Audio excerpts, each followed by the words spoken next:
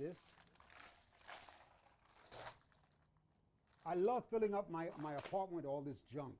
Junk, meaning the tools of his craft. Manny Vega is a painter, printmaker, muralist, art instructor, and these days, mainly mosaicist, who likes to call himself a Byzantine hip-hop visual artist.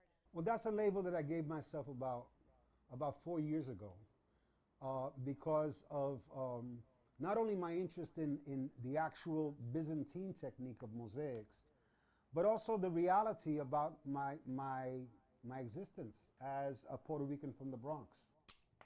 You see, this is thick glass, this is thin glass. All right, look how thin that is. Tile after tile, cut with painstaking pleasure, the pieces of ceramic and glass set in place as if the emerging picture was a big jigsaw puzzle. It's old school craftsmanship. It's sit down, shut up, and do the work, you know, which is something very rare now. How did you know what was going to go where? Okay, we had to create maquettes. Maquettes are, this is the maquette for this project, for example. Preliminary designs. In the living room turned studio of his Upper West Side apartment, Manny is finishing up his latest mosaic masterpiece.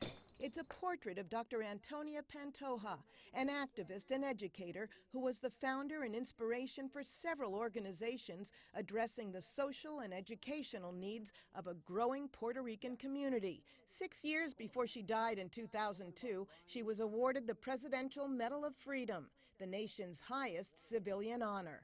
She got this medal for being the den mother of the community, you know, for looking out for us, you know. And so if we can retell that story, we can remind young people to step up and be den mothers and den fathers and big brothers in the future. Manny Vega's works are a part of East Harlem's urban landscape. His creations grace the walls of the 110th Street and Lexington Avenue subway station. On East 106th Street, you'll find his mosaic of the late Puerto Rican poet Julia de Burgos. Vivian Garcilaso walks past it just about every day. I think it's important that we remember and that we keep our roots. And this is one way to remind us every day. My favorite is the one that I did in 2012 called Espíritu, because it embraces spirituality, culture, and history together in a very tongue-in-cheek type of way. Plans are in the works to have the portrait of Dr. Pantoja installed outside of a New York City Housing Authority building, possibly at the Corsi Houses for seniors in East Harlem.